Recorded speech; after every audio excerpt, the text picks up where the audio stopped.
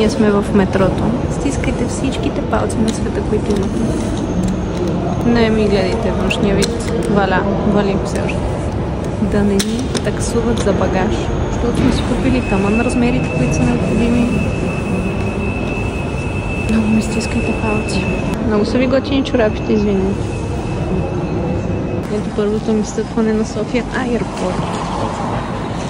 Да коментирам. Все още съм не така. Направим, че също се разплачех. Много яко. Минахме по дерките. Стискайте палци да не отидеме на грешно место. Много стискайте палци.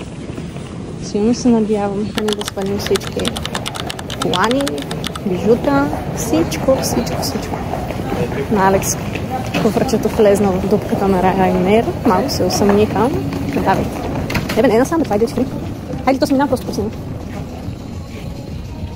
Те вижте всички хора насам идат. Маля, вижте колко страшно да идва към нас. Прилича на такова. Прилича на комар. Приятели, щупих системата. Тук що си купих една вода от литър за 5,90. А две малки струваха 7,50, но на промоция. Също така купих и две вафлички с левчета. Бяха по 3 лева.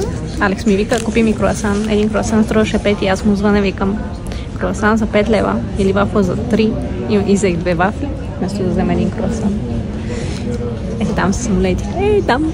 Само, че ние не сме с тези авиакомпании, нашите от другата страна. Така много готино. Вълнувам се.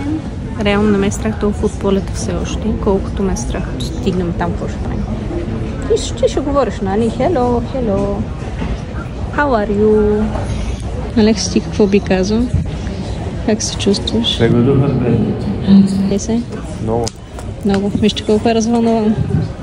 Мисля, че по-развълнуван човек никога не сте виждали през живота си. Много яко и много страшно. Ако знаете колко бях нервна сутринта. Няма да коментирам просто. Тази тема я забравяме, но спирам да снимам да не ми падне батерията. Алекс пак говори с някой. Няма проблеми. Казах ли ви, че полета ни е отложен? Може да ви казвам. За какво друго се включвам? Да ви кажа, че ето тези не работят. На летище София това не работи. Супер! Това нашият прекрасен самолет. Вълнуваш ли се? Много. Продължава се така да се вълнува и само позитивно да мисли. Няма проблеми за Валя, начин. Продължаваш да мислиш негативно и да говориш глупости, ще се водиш там. Там на тази количка. И вече сме тук. Не, чакай. Няма да гледам. Те бяха по-големи джамата. Кога като си бил на 10? Знаете ли как Алекс по-ми вика кучета? Да, аз по-бързо карам сестрата. Вика паси, аз по-бързо карам сестрата отколкото. Много интересно. Все едно се водиш в колата горе, да. Много яко. И частта с пляскането, много ми е кринч, аз не мога да се представя. Ще смятам си, че не. Максимално кадри, които не съм виждала в други блогове. Много е странно. Както ти как не. Да, може ли да позатвориш? Не става, може. Сега се разправяме не като. Дай си да бъде. Общо всека преди години сте си качвали на Бабол. Имаше едно такова, дето ми върти много интересно. Подобно усещане. Да си милно отчува фантастика. Бебе, само че мене ми стана много. Сега ще ми играем просто. Минаваме по супер. Ако не са надо. Ще остава такава рол реакция. Това е песна, е валия.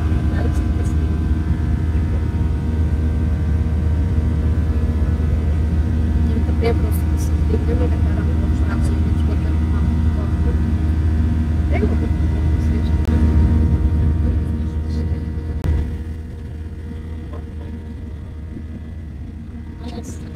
Няма вижте го просто.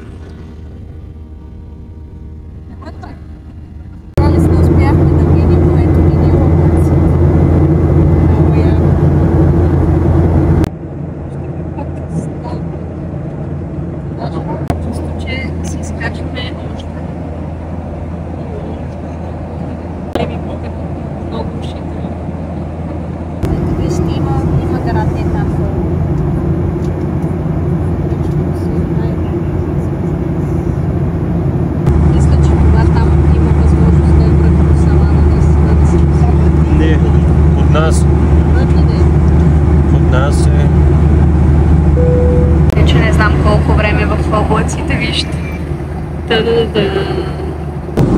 Алекс Стефан ми вика, понеже ние сме доста към края, остават 20 на минути, вика, беше да сметлийка за турбуленция, почна да се пари сега целия самолет, тия хора с тия сини.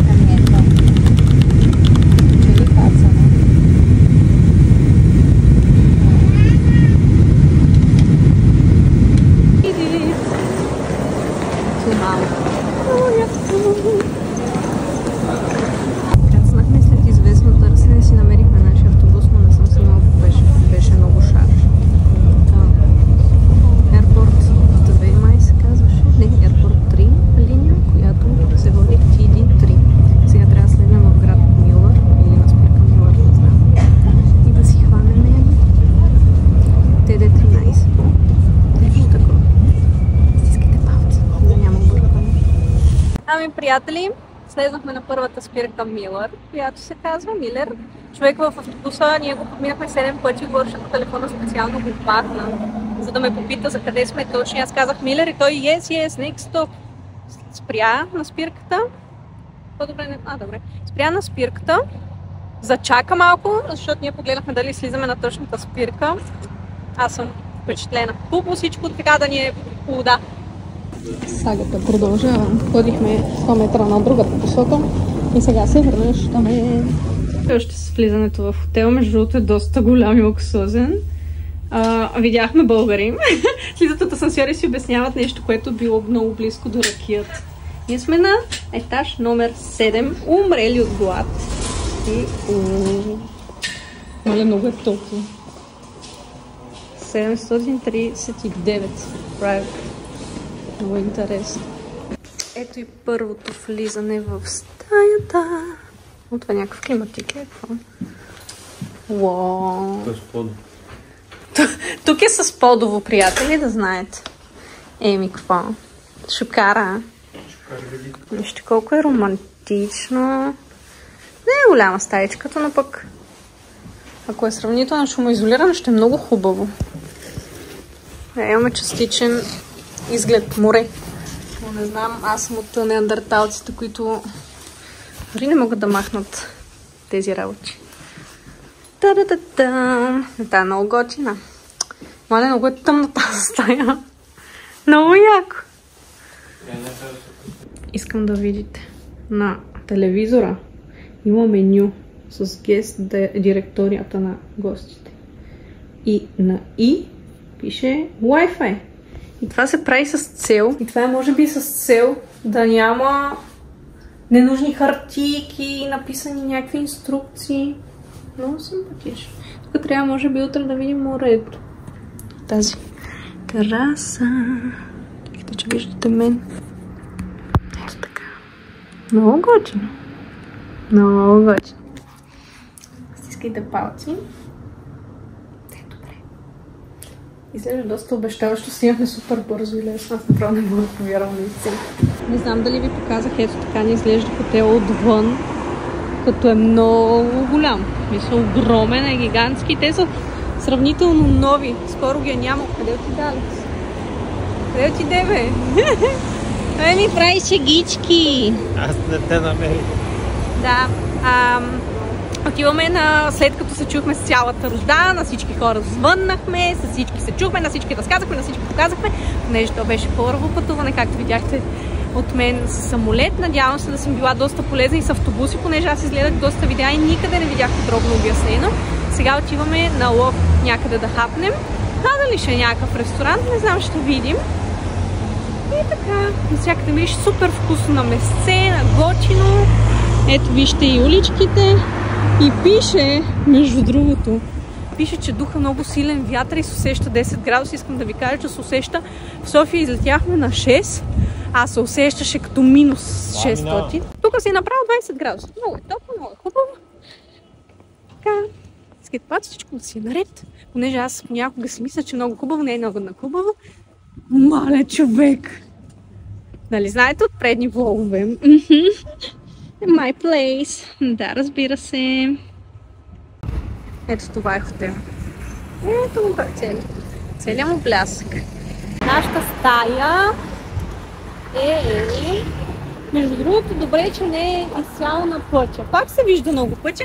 Нашата стая някъде е така странично горе. Аз утре пълна светло ще ви покажа. Не знам дали ще направя сбор от няколко дни. Ако имам достатъчно кадри, ще направя повече влогове, не знам. Ми приятели, влезнахме в един магазин, но то беше много скъпо. И нямаше почти нищо. Имаше хляб, салам и някакви чипсове, снаксове, глупости само. Аз всъщност не знам вече на къде ходим. Нямам идея. Трябваше някакъв маркет да има още. Няма. Има ли, няма ли, не знам. Пълни туристи ви казвам. Пълни. Обаче какво да правим? Гладни, прегладнели. Даже аз не съм толкова гладна, малек се умре от глад. Малко е гладница. И така, ако имаме някакъв успех, ще ви документирам, но за момента предимно ходим. Сега ще цъкна в Google Maps дали има някъде наблизко нещо за хапване. Аз си купих микрофони да мога да ви снимам с камерата, обаче се оказа, че тези микрофони не стават за камерата. И така, много тъпичко, наистина много тъпичко. Вижте каква машина за цигари, тук ще намерих в магазин. О, има руски самолети. Много шокарно. Не знам дали нямаме напият, че снимам обаче. Така, приятели, влизам бясна и ще използвам на един много известен ютубър фразата "Влизам на скандал и аз", защото съм наистина скандализирана. В момента сме в Малта, както разбрахте от заглавието на това видео. Днес кацнахме преди маничко, преди около 2-3 часа. Настанихме се в хотела, който хотел, искам да ви кажа, сега ще ме извиняват 4 или 5 звездене. Не съм сигурна. Хотелът е супер луксозен, огромен. Има вътрешен басейн, има фитнес голям. Отвънка има около 7 ресторанта, мисля, че нали, лобита, там, как се казва, барчета, ресторанти, различни тематични. Има детски кът. Всичко има.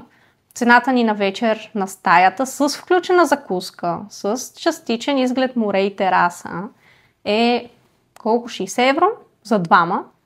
Миналата година посетих хотел в Девин, който беше 300 лева на вечер за двама човека. С включени, нали, наистина беше закуска, обед и вечеря, не беше all inclusive, имаше 3 хранения на блок маса. И искам да ви кажа, че нивото беше много по-различно. Така, едно на ръка. Намираме се на остров. Остров, в който всичко е внос. Остров, в който няма реки, няма езера. Остров, в който дори водата, доколкото разбрах, е внос от чужбина. И искам да ви кажа колко съм скандализирана, съществото на цялото нещо, което се опитвам да кажа, колко съм скандализирана за цените тук на база сравнение с тези в София. В България, дори не само в София, защото аз тази година бях предимно по Черноморието. Да, наистина курортни градчета, но и тук е курортно градче. Искам да ви кажа, че ето тази бутилка вносна вода, която е на марката Левисима. Това избрах, като пише, че е от планината. Всичко друго беше трапезна вода и не знам, трапезна вода има се предвид трапезна през обезсолена морска вода или трапезна вода внос от, примерно, Италия. Не знам, наистина не знам. Но сега да не си измислям, но наистина така си мисля, че стоят нещата тук. Всичко е внос. Храните са внос, водата за пиене, доколкото мисля е внос. Както и да е. Дадохме 15 евро ето за тази турбичка. Да, ще видите, няма нищо особено в нея, но искам да чуете цените и да си направите сравнение с София, където тези цени на тези неща, които съм взела в момента, са на промоция, дебнати в големите марки вериги, хранителни стоки. И просто да си направите база сравнение, защото аз в Приморско това лято, влизайки в магазина за едни яйца и мляко и хляб, оставих 20 лева. А тук съм оставила 15 евро за голям Чупих си главата. За голяма вода. Взела съм си филе. Това филе в Lidl в най-добрия случай ще е около 6 лева. Тук наистина да, беше 2,40 примерно евро, но това те не си го правят най-вероятно тук. Пък и дори да го правят, нали, в курортно градче сме, да, наистина извън сезон, но въпреки това не смятам, че цените са много по-различни и в сезон. Хлябът тук беше 1,40 евро. В София, в Т-маркет, примерно, като влезете, един хляб е в най-добрия случай около 2,59 малък, 650 грама на промоция. Не визирам Фантастико, които си имат техен хляб, който е на 1,50, мисля, че си го взимам. Но, нали, сок. В най-добрия случай в Lidl дори вече соковете станаха поне по 3 лева. Този сок, произведен някъде си. Се тая. Пише на гръцки, предполагам, нищо чудно и гръцко да е. Знам ли? Този сок, който, нали, не е с голямо съдържание, но пише 30% ябълка, 25% портокал, 25% ананас. Би трябвало да е мултивитамин. Беше 1,60 евро. 3 лева. Аз в София не мога да си намеря сок за 3 лева. Вилички, понеже нямаме с какво да си мажем филийките. И тук съм още по-скандализирана. Не знам дали сте влизали скоро в магазин, гледайки колко струва един лакер. Вафличка. Даже ние такива бисквитки, такива вафлички не знам дали имаме, понеже аз не си позволявам да купувам от тях. Тези вафлички, знаете ли колко струваха? Моля ви, пишете просто предположение. Аз броя до 3 ще ви кажа. 1, 2, 3. 75 евроцента. 1,50 за вафличка лакер. Да, 1,50 за вафли не е малко, но не е и много. За лакер, нали? Имаме си едни мокри кърпички, които бяха 1,20 евро. Отново в Lidl най-ефтините кърпички са 2,30 вече на промоция. Не на промоция, тази най-ефтината им марка тяхната си. Крема сиренето беше 2 евро. Айде 2,30 евро. Пак 4 лева. Това сирене в Kaufland отново е около 5-6 лева редовна цена и го пускат на промоция, да. Промоция и домат. Наистина зеленчуците тук са доста скъпи, понеже предполагам и те ги внасят от някъде. 3,50 евро беше килото на доматите. По последни данни от вчера в магазина до нас бяха около 5 лева, да кажем. И пак разликата, нали, разбирате. Ето и касовата бележка, на който не ми вярва. Всичко общо струва 15 евро. Аз направо не мога да повярвам. И сега ще ви кажа колко струват виличките. Добре, виличките са 1,80. Кажете ми вие къде ще влезнете, освен в Левчето, където даже в повечето квартали, като Лозенец, Левчета трудно се намират. Единствените магазини, които са останали вече са комерциалните от моловете. Да даже си купих и турбичка. И за 15 евро искам да ви кажа, че доста добре ще се наядем. Няма да е лукс, няма да е уникално, но наистина предпочетохме да си вземем и да си хапнем в стаята. Не ни се ходеше на скъпи ресторанти, може да ми се подигравате, но ние не сме от типа хора, които идват на почивка и си свързват да ходят в луксозен ресторант още първата вечер. Предпочетохме да си стоим вкъщи на домашния уют, да се насладиме, просто да си починем. Това беше. Иначе долу много красиво изглеждат всички ресторанти, хората се бяха облякли, бяха се нагласили. Всичко изглеждаше супер. Но аз така си го усетих да си хапна сандвич, да си пия на сокче и сега ще ми е най-добре. И без това днес почти нищо не сме яли, трябваше да идем за вода до магазина. И си взех една водичка пробно, за да видя дали става, дали ще ни хареса. Ако не, ще пробвам утре друга марка и ще преценя коя да си вземем. И то докато си харесаме, ние ще трябва да си ходим. Но така, кажете ми обратна връзка, харесва ли ви с тези микрофони? Това беше всичко от мен за тази вечер. Наистина не знам. Мисля, че сме прекалено уморени, че да продължавам да говоря глупости. Много ви благодаря за гледането. Дайте палчета нагоре на това видео, абонирайте се за каналът ми, натискайте камбанката и очаквайте още видео от поредицата Изгубени в Малта за 6 дни. Беше ми много приятно, ще се видим. Може би утре, може би след няколко дни. Зависи как ги изгубя и как ги направя. Чао! Приятели, съжалявам, че се вижда дръжката на чашата. Наистина съм адски изморена, станала съм в 6. Почти от вълнение не съм могла да спа тази нощ. Наистина ми извинете. разберете ме, но няма да отрежа чашата, няма да го снимам наново. Насладете се над кадрите, които съм направила и в този вид и по този начин, говорейки и забивайки. Искам да ви покажа също така, ето това са ни гривничките карти и сядаме да хапаме, защото ето това малкото ще ме изяде вече. Да, айде. Чао!